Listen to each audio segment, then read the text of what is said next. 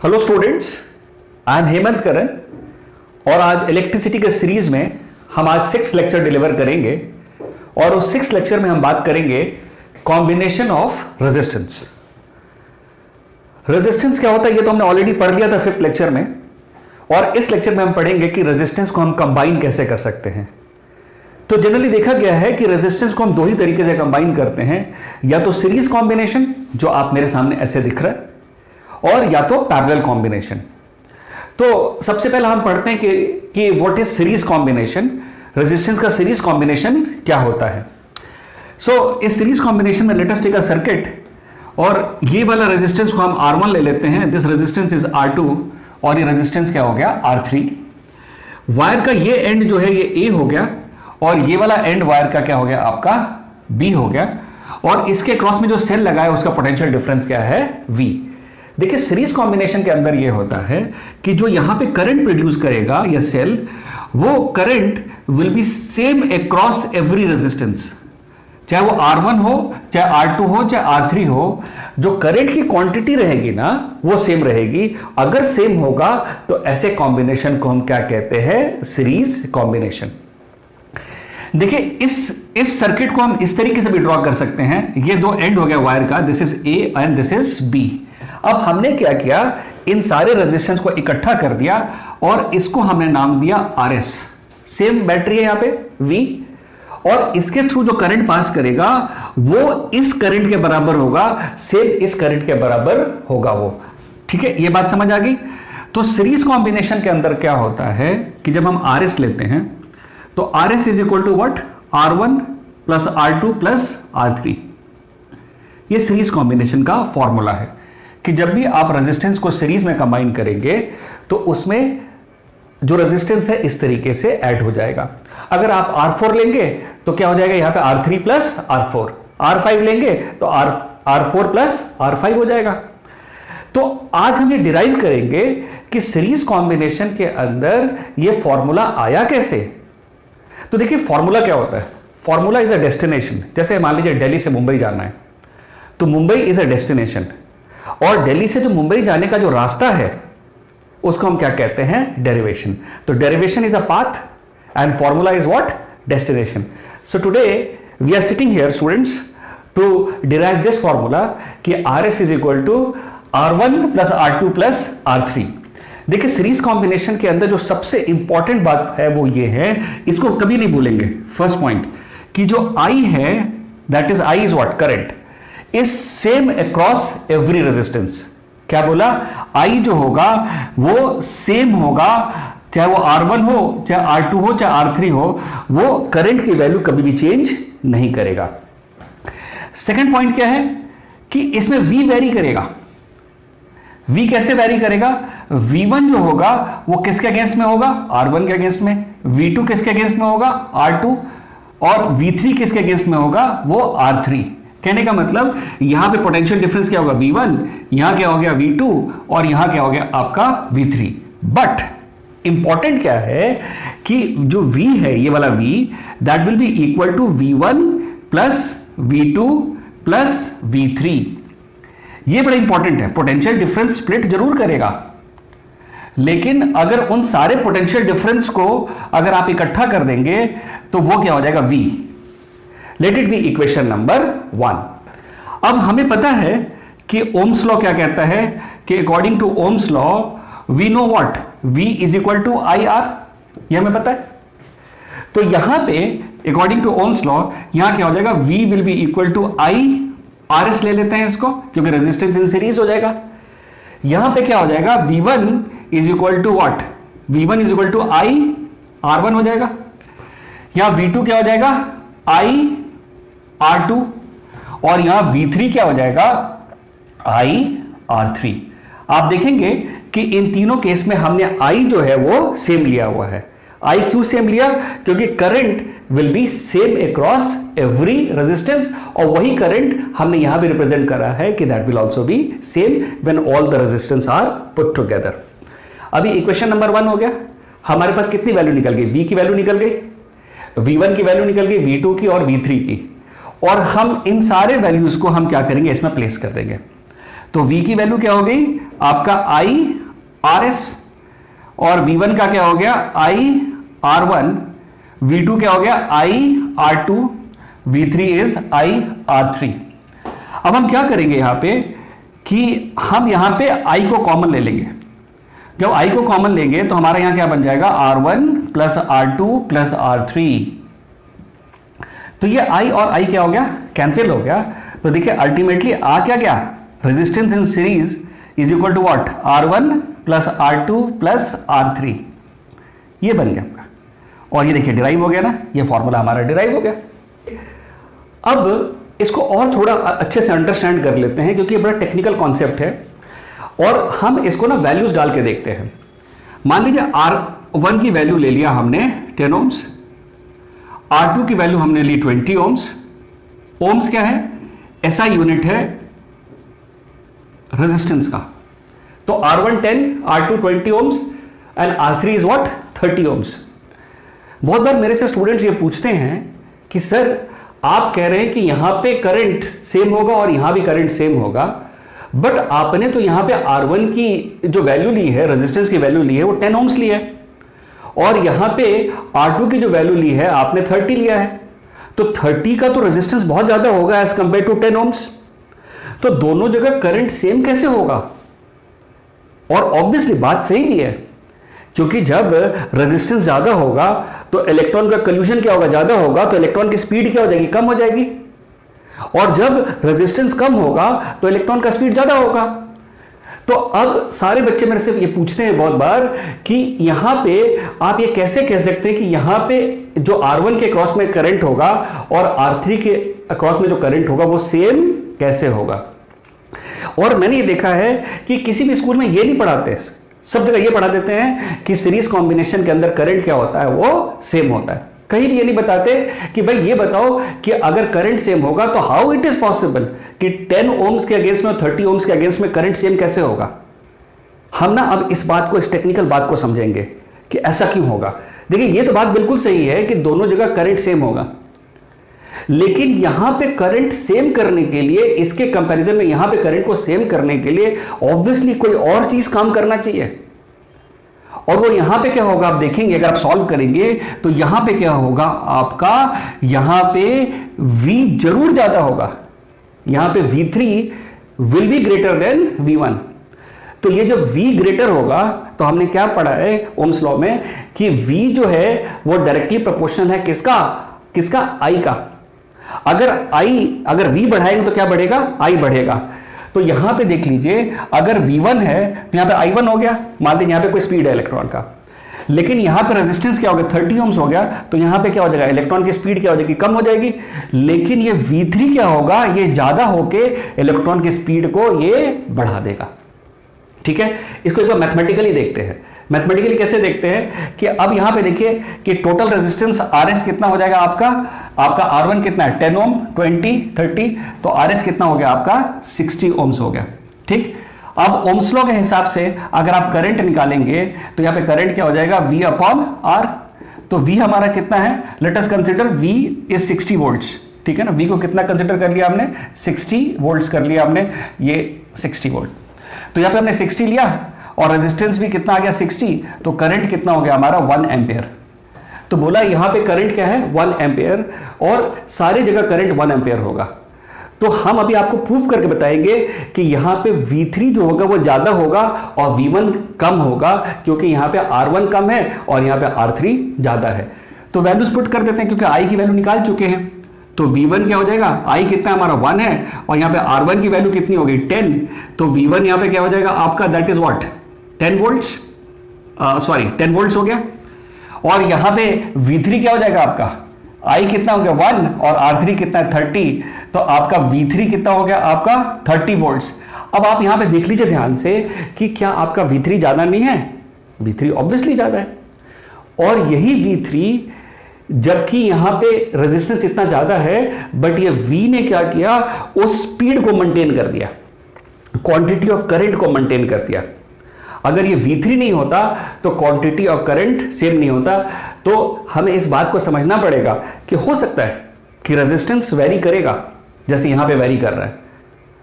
तो करंट लेकिन वेरी नहीं करेगा, वेरी क्या करेगा, हमारा पोटेंशियल डिफरेंस। अगर यहां पे V2 की वैल्यू निकालेंगे तो V2 आपका कितना निकल जाएगा, आपका 20 वोल्ट्स निकल जाएगा। और अगर इन तीनों को ऐड कर देंगे V1, V2, V3, तो फिर से हमारा पोटेंशियल डिफरेंस कितना आ जाएगा, आपका वही 60 वोल्ट आ जाएगा। तो यहां पे 60 वोल्ट है।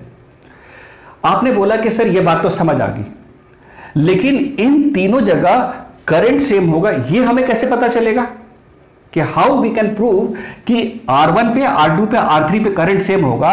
क्योंकि आपने तो यहां पे लेके बता दिया आपने, लेकिन आप हमें यह बताओ कि how current will be same at R1 and R3। Let us work on that. करते इस पे काम। देखिए ओम्स लॉ हमारा क्या था, V is equal to IR, तो I क्या हो जाएगा हमारा, V अपॉन R। I यही होगा ना, V अपॉन R। तो यहां पे इस जगह पे हम क्या निकालते हैं, I। मान लीजिए लेट अस कंसीडर, हम ये मान रहे हैं कि I सेम नहीं होगा, तो हम यहां पे कंसीडर कर लेते हैं I1। तो I1 क्या हो जाएगा, V1 अपॉन R1। तो हमारा V1 कितना है, हमारा यहां पे V1 ऑलरेडी हमने निकाला हुआ 10 वोल्ट्स निकाला हमने, V1 निकाला ना 10 वोल्ट्स हमने यहां पे। और R1 की वैल्यू कितनी होगी हमारी, देखिए R1 की वैल्यू कितनी है, 10 ओम्स। और जब इसको कट करेंगे तो यहां पे I1 की वैल्यू कितनी आएगी, I1 की वैल्यू आएगी आपका 1 एम्पियर आएगा ना, 10 कट जाएगा। तो बोला सर V2 हम अपना I2 निकाल के दिखाओ। चलो I2 कर लेते हैं। तो I2 क्या हो जाएगा यहां पे, या V2 अपॉन R1। तो V2 की वैल्यू हमारी कितनी है यहां पे, V2 की वैल्यू हमारे यहां पे 20 वोल्ट्स निकला है। और यहां पे R2 की वैल्यू कितनी है, 20। जब इसको कैंसिल करेंगे तो फिर से I2 की वैल्यू कितनी आ गई, आपका 1 एम्पियर आ गया। फिर आप बोलेंगे नहीं सर I3 करके देखते हैं, तो I3 कर लीजिए। तो I3 क्या हो जाएगा, यहां पे देखेंगे V3 कितना है आपका 30 वोल्ट और R3 कितना है 30, ये कैंसिल हो जाएगा तो ये कितना हो जाएगा फिर से 1 एम्पियर। तो आप देख लीजिए कि I1 is equal to I2 and that is equal to what, I3 and this is what, how much, that is 1 ampere. तो हमें इस पूरे कॉन्सेप्ट में समझना क्या है कि सीरीज कॉम्बिनेशन के अंदर दो चीजें बड़ी इंपॉर्टेंट है। पहली बात यह इंपॉर्टेंट है कि current across every resistance is same. आपको सिर्फ ये मानना नहीं है, यू शुड अंडरस्टैंड कि भाई ऐसा कैसे हो रहा है, ठीक है ना। दूसरा कि पोटेंशियल डिफरेंस वेरी करता है अक्रॉस एवरी रेजिस्टेंस। आप सिर्फ याद नहीं करें, आप जिस टीचर से पढ़ रहे हैं उसे पूछे तो सही कि how V is varying, how current is constant. तो जो हमने आपको तरीका बताया कि वो तरीका हमने आपको दोनों तरीके से प्रूव कर दिया कि V वैरी कैसे कर रहा है और उस V के वैरी करने के बाद करंट कैसे सेम रहता है। हमने बताया ये कि अगर रेजिस्टेंस ज्यादा होगा तो वहां पे V भी ज्यादा होगा, रेजिस्टेंस कम होगा तो आपका V भी कम होगा। और ये कम बेसिक क्यों हो रहा है, ताकि सीरीज कॉम्बिनेशन के अंदर जो क्वांटिटी ऑफ करंट जो है across every resistance that should be same. ठीक है, ये बात सबको समझ आ गई। एक बार इसको कॉपी कर ले, और अगर कोई आपको डाउट हो इसमें तो अपनी जो रेगुलर क्लासेस हमारी होती हैं उस पर आप मेरे से अपने डाउट्स को क्लियर कर सकते हैं। Now let us study about parallel combination of resistance. मतलब रेजिस्टेंस जब पैरेलल में कंबाइन होगा तब उसका फॉर्मूला क्या होगा और how will derive the formula. तो इन पैरेलल कॉम्बिनेशन हमने यहां पे क्या किया कि रेजिस्टेंस को पैरेलल में कंबाइन कर दिया, ये R1, R2 और ये R3 है और पोटेंशियल डिफरेंस इज V, ठीक है। और ये एंड A है and this is and B।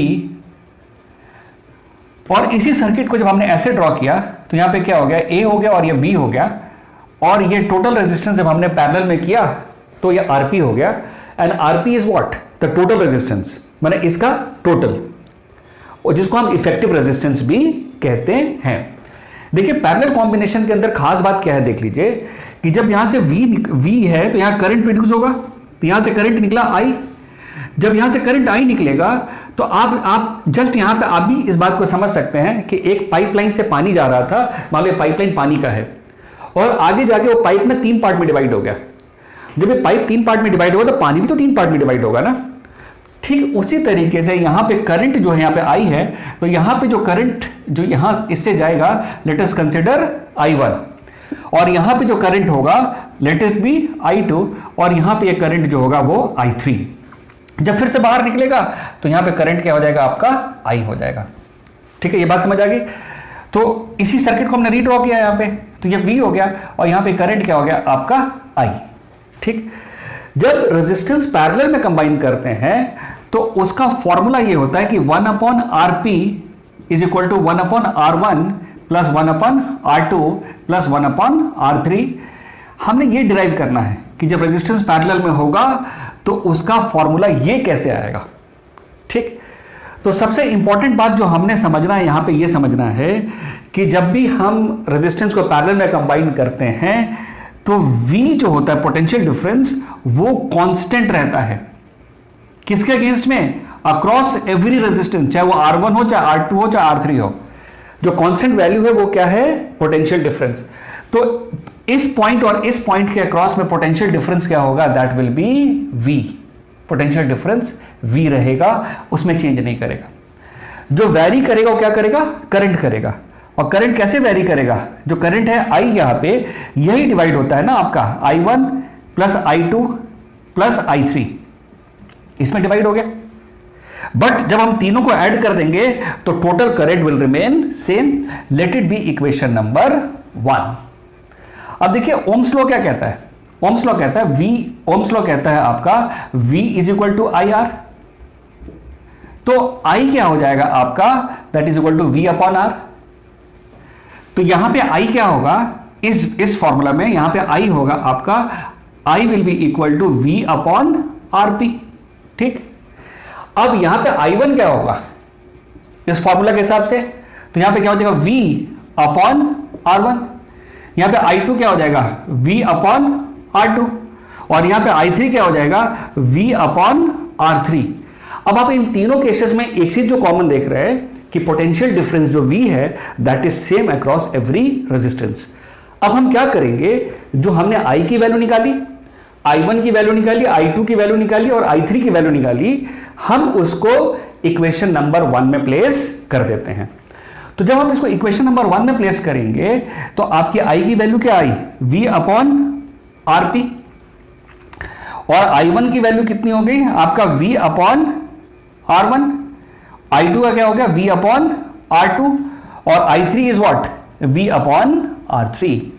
अब हम क्या करेंगे इसमें? हम इस इक्वेशन को ऐसे भी लिख सकते हैं, V यहां पे लिख लेते हैं 1 upon RP is equal to, यहां पे V को हमने कॉमन ले लिया और यहां क्या हो जाएगा? 1 upon R1 plus 1 upon R2 plus 1 upon R3। अब हमने यहां पे क्या किया कि इसके अंदर हमने इस VV को कट कर दिया। जब हम इस VV को कट करेंगे तो हमारा फॉर्मूला देखिए ये आ जाएगा, 1 अपॉन RP आ गया is equal to 1 upon R1 plus 1 upon R2 plus 1 upon R3 and this is the total resistance और effective resistance when the resistance are connected in a series. अब इस चीज को हम प्रैक्टिकली समझने की कोशिश करते हैं कि करंट कैसे डिवाइड होता है, और करंट अगर डिवाइड हुआ तो क्या हम उन करंट को इकट्ठा करेंगे तो क्या वैल्यू सेम आता है कि नहीं। Now let us consider R1 भी 10 ohms, R2 को हम 20 ohms ले लेते हैं और R3 को हम ले लेते हैं 30 ohms और पोटेंशियल डिफरेंस को हम ले लेते हैं 60 वोल्ट। ठीक है, तो सबसे पहले हम क्या निकालते हैं? ये RP निकाल लेते हैं। तो हमें पता है कि RP क्या होगा? 1 अपॉन RP, फॉर्मूला क्या है? 1 upon R1 plus 1 upon R2 1 plus 1 upon R3। Values place कर देते हैं। 1 upon RP will be equal to 1 upon R1 की जगह पे हम क्या ले सकते हैं? R1 की जगह पे हम ले सकते हैं 10 plus 1 upon 20 and plus 1 upon 30। तो 1 अपॉन RP जो होगा यहाँ पे, तो इसका एलसीएम आप जब लेंगे तो एलसीएम विल बी व्हाट? 60। और यहाँ पे क्या आ जाएगा? 6, यहाँ पे क्या आ जाएगा? 3 और यहाँ पे क्या आ जाएगा? 2 and this will be equal to 6 plus 3 9 11 upon 60। तो आपका RP की वैल्यू कितनी आ गई? That is equal to 60 upon 11 ohms। So the total resistance across this AB जो हमने यहां पे दिखाया है वो कितना है आपका? 60 upon 11। Now let us find current. तो ओम्स लॉ क्या कहता है कि according to Ohm's law V is equal to IR। तो I क्या हो जाएगा? That is equal to V upon R। तो V की वैल्यू हमने कितनी ले रखी थी यहाँ पे 60 वोल्ट्स, तो वहां पर हम 60 डालेंगे और R का वैल्यू कितना हमारा आपका 60/11 होगा, तो 11 ऊपर चला जाएगा तो इंटू 11 होगा, तो 60 कैंसिल हो जाएगा, तो करंट यहां पे क्या हो जाएगा आपका 11 एम्पियर। तो यहां पे करंट कितना है आपका 11 एम्पियर। पैरेलल कॉम्बिनेशन के अंदर हमने ये पढ़ा कि जब आप करंट यहां पे डालेंगे तो ये करंट मान लीजिए क्या ये करंट 11 एम्पियर ही है, ये 11 एम्पियर करंट डिवाइड होगा I1, I2 और I3। लेकिन जब आप उनको इकट्ठा करेंगे तो फिर से ये 11 एम्पियर होता है कि नहीं, लेट अस सी, क्योंकि ये प्रैक्टिकल कॉन्सेप्ट है। थ्योरेटिकली तो समझ आ गया कि I is equal to what, I1 plus I2 plus I3, लेकिन क्या प्रैक्टिकली ऐसा होता है कि नहीं, हम इसको फाइंड करने की कोशिश करते हैं इस क्वेश्चन में। तो देखिए यहां पे I1 क्या हो गया, यहां पे I1 निकालेंगे तो I1 का फॉर्मूला क्या हो गया, यहां से हम लिख सकते हैं कि I is equal to what, I1 यहां पे क्या होगा V अपॉन R1। तो यहां V की वैल्यू कितनी है, यहां पे V का कांस्टेंट वैल्यू है दैट इज 60 और R1 कितना हो गया आपका दैट इज 10, तो कट करेंगे यहां पे कितना आ गया 6 एम्पियर, तो हमारा I1 कितना आ गया आपका that is equal to 6 ampere. अब I2 फाइंड करते हैं, तो I2 क्या हो जाएगा हमारा, I2 is equal to what V upon R2। V हमारा कितना हो गया 60 और R2 कितना हमारा 20, so this comes out to be 3 ampere. तो I2 हमारा कितना हो गया आपका 3 एम्पियर। अब हम I3 फाइंड करते हैं, तो I3 क्या होगा V अपॉन R3। आप ये देख रहे हैं कि हर केस में हम VV ले रहे हैं, क्योंकि पैरेलल कॉम्बिनेशन के अंदर पोटेंशियल डिफरेंस जो है वो सेम रहता है हर रेजिस्टेंस के अक्रॉस में। तो यहां V की वैल्यू हमने कितनी ली 60 और यहां पे R3 की वैल्यू कितनी है दैट इज 30 ओम्स, तो यहां पे कितना हो गया आपका दैट इज 2 एम्पियर। तो I3 कितना हो गया यहां पे आपका 2 एम्पियर। अगर आप तीनों को ऐड कर देंगे तो ये क्या आ गया आपका 11 एम्पियर। तो कहने का मतलब ये देख लीजिए यहां पे ये भी 11 एम्पियर है और ये भी है, तो हमें ये बात प्रूव हो गई, ये हमने प्रूव कर दिया कि पैरेलल कॉम्बिनेशन के अंदर करंट डिवाइड जरूर होता है, बट जब आपस में मिलेगा तो फिर से करंट की quantity will remain the same. ठीक है, अब इस पे कुछ न्यूमेरिकल्स कर लेते हैं, आप इसको कॉपी कर लीजिए। अब तक इलेक्ट्रिसिटी के न्यूमेरिकल के सीरीज में हमने कम से कम 15 न्यूमेरिकल्स तो कर लिए होंगे। एग्जाम्पल में ये हम 12.7 कर रहे हैं, हमने एक्स्ट्रा क्वेश्चंस भी करा हुआ है, और ये एग्जाम्पल 12.7 पेज नंबर 212 पे एनसीईआरटी के में अवेलेबल है। क्वेश्चन ये है कि देयर आर 2 रेजिस्टेंस, इसको R1 कंसिडर कर लेते हैं, let it be 4 ohms, and there is a bulb, उसका रेजिस्टेंस कितना है आपका 20 ओम्स, और ये दोनों क्या है they are connected in series. Series में क्यों कनेक्टेड है देख लीजिए, जब हम स्विच ऑन करेंगे तो यहां से करंट पास करेगा, तो जो करंट की क्वांटिटी यहां पे होगी वही करंट की क्वांटिटी यहां पे होगी, वही करंट क्वांटिटी यहां पे होगी, तो they are connected in a series. तो और जो बैटरी हमने लगाई है वो 6 वोल्ट का। अब इसमें क्वेश्चन क्या है कि सबसे पहला कैलकुलेट हमने करना है the total resistance, and we know the formula of resistance in series is equal to R1 plus R2।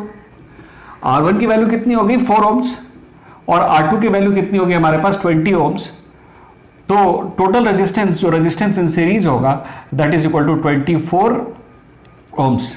ये फर्स्ट आंसर हो गया आपका। सेकंड है कि we have to find the total current, तो टोटल करंट फाइंड करना है, तो इसमें गिवन क्या है आपका, इसको पहले रब कर देते, पहले ये क्वेश्चन कर लेते हैं। तो इसमें क्या है, सबसे पहले गिवन क्या हो गया आपका, गिवन ये हो गया कि RS जो है रेजिस्टेंस इन सीरीज कितना हो गया 24 ओम्स, और V की वैल्यू कितनी है हमारी 6 वोल्ट, और ओम्स लॉ क्या कहता है, ओम्स लॉ ये कहता है कि V is equal to what IR, और V is equal to IR होता है, तो I हमें फाइंड करना है, हमें करंट फाइंड करना I, तो I इज इक्वल टू क्या हो जाएगा V अपॉन R। V की वैल्यू कितनी है यहाँ पे 6 वोल्ट है, और R कितना है हमारा that is 24, R is what 24, yes. जब इसको कैंसिल करेंगे इसके अंदर तो क्या हो जाएगा, this becomes 1/4। 1/4 can also be written as 0.25 amperes. ये सेकेंड हो गया। क्वेश्चन का थर्ड पार्ट ये है कि find PD। PD is what potential difference. Across number 1 R1 and number 2 that is R2। तो देखिए पोटेंशियल डिफरेंस में क्या होता है कि हमने बताया तो सीरीज कॉम्बिनेशन के अंदर दो बातें बड़ी इंपॉर्टेंट है, एक तो करंट सेम होगा और दूसरा इनके बीच में पोटेंशियल डिफरेंस वेरी करेगा, ये V1 होगा और यहाँ पे पोटेंशियल डिफरेंस क्या होगा V2। लेकिन अगर आप V1 V2 को ऐड कर देंगे तो आपका आंसर कितना आना चाहिए, 6 वोल्ट आना चाहिए। और अगर इन दोनों को ऐड करके अगर आंसर 6 वोल्ट नहीं आ रहा, इसका मतलब there is some mistake in question. ये टेस्टिंग टूल है ये इसका। अब हम पोटेंशियल डिफरेंस अक्रॉस R1 निकाल रहे हैं, तो पोटेंशियल डिफरेंस का फॉर्मूला क्या होगा, V1 is equal to I R1। अब हमारी I की वैल्यू कितनी है, I की वैल्यू 1/4 एम्पियर है, ये वाला ले लिया आपने, और R कितना है हमारा, दैट इज 4 ohms। ये कैंसिल हो गया, this comes out to be how much, V will come out to be 1 volt, so V1 will be equal to 1 volt. अब हम R2 के क्रॉस में निकालेंगे, तो R2 के क्रॉस में पोटेंशियल डिफरेंस कितना है यहाँ पे, दैट इज V2। V2 क्या होगा, I R2, करंट तो सेम है आपका, I की वैल्यू कितनी है, दैट इज 1/4 और R2 की वैल्यू कितनी है, दैट इज 20 ohms। जब इसको क्रॉस करेंगे तो ये क्या हो जाएगा 5 and this comes out to be 5 volts. तो V2 कितना हो गया, 5 वोल्ट हो गया। और अगर इन दोनों को ऐड कर देंगे तो फिर से क्या हो जाएगा आपका 6 वोल्ट हो जाएगा, वो निकल के आपका, ठीक है। कॉपी कर लीजिए इसको। Now let us do example 12.8 जो कि पेज नंबर 214 पे है एनसीईआरटी का। और क्वेश्चन ये है कि there are 3 resistance R1 which is 5 ohms, R2 which is 10 ohms and R3 is 30 ohms. They are connected in parallel across a cell. जिसका पोटेंशियल डिफरेंस क्या होता है आपका 12 वोल्ट्स। तो जब भी हम पैरेलल कॉम्बिनेशन में हम करते हैं तो यहाँ पे करंट I होता है। जब करंट यहां पहुंचता है आपका तो यहां करंट डिवाइड हो जाता है, यहां करंट I1 हो गया, यहां पे करंट बिकम्स I2 और यहां पे करंट क्या हो गया आपका I3। तो इसका क्वेश्चन ये है, पहला क्वेश्चन है कि कैलकुलेट टोटल रेजिस्टेंस। हालांकि एनसीईआरटी के अंदर ये क्वेश्चन का ऑर्डर में थोड़ी सी प्रॉब्लम है, मैंने इसको ठीक कर दिया है, इसमें उल्टा ऑर्डर है, मैंने इसको ठीक कर दिया, आप ऐसे ही करना जो मैं करवा रहा हूं। क्वेश्चन है कैलकुलेट द टोटल रेजिस्टेंस। अब ये क्या रेजिस्टेंस क्या है, पैरेलल के अंदर है, तो पैरेलल का फॉर्मूला हमने क्या निकाला है कि 1/RP is equal to 1/R1 plus 1/R2 plus 1/R3। अब इसकी वैल्यूज हम प्लेस कर देते हैं। 1/R1 की वैल्यू कितनी होगी 5 प्लस 1/5 10 एंड प्लस 1/30, ठीक। इसका एलसीएम ले लिया आपने, तो एलसीएम क्या हो गया 30 हो गया, और 30 हुआ तो यहां पे क्या आ जाएगा 6, यहां पे कितना हो जाएगा 3 और यहां पे कितना हो जाएगा 1 and this comes out to be what कि RP 1/RP is equal to 10/30। ये कैंसिल हो गया, तो इससे हमारा RP कितना निकल जाएगा, RP निकल जाएगा तो 3 ऊपर चला जाएगा आपका। जब RP ऊपर जाएगा 1 नीचे आ जाएगा तो ये 3 ऊपर चला जाएगा, तो यहां पे RP कितना हो जाएगा आपका 3 ohms, दिख रहा है 3 ohms। तो ये फर्स्ट आंसर हो गया रेजिस्टेंस का। अब हमने ना सेकंड पार्ट में क्या फाइंड करना है, calculate I and what is I, that is current, कि टोटल करंट इस सर्किट में कितना फ्लो कर रहा है। तो according to Ohm's law, Ohm's law क्या होता है V is equal to IR, और ये फॉर्मूला हो गया ओम्स लॉ, और I क्या होता है, I is equal to what V/R। I क्या होता है V/R। तो I की वैल्यू निकालते हैं। V कितना हमारा 12 वोल्ट्स आ गया, तो यहां पे हमने 12 लिखा, और R कितना हमारा 3, तो क्रॉस हो जाएगा तो it becomes what 4 ampere. So I is what, I is equal to 4 ampere, ठीक। अब हमने क्या फाइंड करना है, थर्ड पार्ट में हमें फाइंड करना है I1 I2 एंड I3, ये फाइंड करना है I1 I2 and I3, I1 I2 I3 find करना है। देखिए हमने ये बताया था कि पैरेलल कॉम्बिनेशन के अंदर जो पोटेंशियल डिफरेंस होगा across every resistance will be same. Potential difference क्या होगा, वो तो सेम होगा। वेरी क्या करेगा, करंट वेरी करेगा। लेकिन जब सारे करंट को आप ऐड कर देंगे, ये I1 plus I2 plus I3 करेंगे, तो टोटल आंसर कितना आना चाहिए, 4 आना चाहिए। अगर 4 नहीं आया तो गलत हो गया। तो ये टेस्टिंग टूल है। मैं बार बार टेस्टिंग टूल की बात करते हैं कि जिस न्यूमेरिकल को आप कर रहे होते हैं ना, आप उसको टेस्ट भी कर सकते हैं कि आप सही कर रहे हैं कि नहीं कर रहे हैं। ठीक है, तो सबसे पहले I1 निकालते हैं। तो ओम्स लॉ के हिसाब से हमारे पास I का फॉर्मूला क्या था, ये फॉर्मूला था I का हमारे पास। तो I क्या हो गया, I1 क्या हो जाएगा आपका, I1 is equal to what, V upon R1। V तो कांस्टेंट होगा आपका। तो यहाँ V की वैल्यू कितनी हमारी है, 12, और ये कितना हमारा 5। तो जब इसको कट करेंगे तो कितना आ जाएगा यहाँ पे, 5 2 जा 10 आ गया, फिर पॉइंट आ गया 2 आ गया, और 5 4 जा 2.4 एम्पेयर आ जाएगा। ये I1 कितना आ जाएगा, 2.4 एम्पेयर। जब हम I2 की बात करेंगे तो V अपॉन R2 की बात करते हैं। अब V हमारा फिर से कितना हो गया, 12, और ये कितना हमारा 10 हो गया। जब सॉल्व करेंगे तो क्या हो जाएगा, 1.2 एम्पेयर आ जाएगा। ये this comes out to be 1.2 ampere. फिर हम I3 की बात करते हैं। तो I3 क्या हो जाता है, V अपॉन वॉट, R3। अब यहाँ पे V कितना हमारा 12 वोल्ट है, और R हमारा कितना है, 30 है। जब इसको सॉल्व करेंगे तो यहाँ पे ऊपर क्या आ जाएगा, 6 से करेंगे तो 6 आ जाएगा, 2 आ जाएगा, और नीचे क्या हो जाएगा 5। एंड दिस, अगर इसको आप सॉल्व करेंगे तो ये अल्टीमेटली कितना आ जाएगा, 0.4 एम्पेयर आ जाएगा। तो 0.4 एम्पेयर आ जाएगा। अब देख लीजिए 0.4 है और 0.4 0.8 हो जाएगा, 0.8 और 0.2 तो क्या हो जाएगा, 10 हो जाएगा। तो 10 का क्या 0 हो जाएगा, 1 इधर आ जाएगा। तो 1 जब इधर आएगा तो 1 प्लस 2 कितना, 3, और 3 प्लस 1 क्या हो गया, 4 आ गया।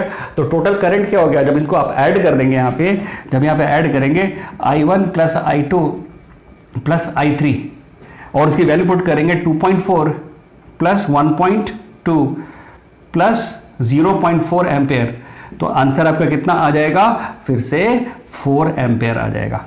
So this is a testing tool. इससे आप क्वेश्चन को टेस्ट भी कर सकते हैं। समझ आ गया, कॉपी कर लीजिए इसको।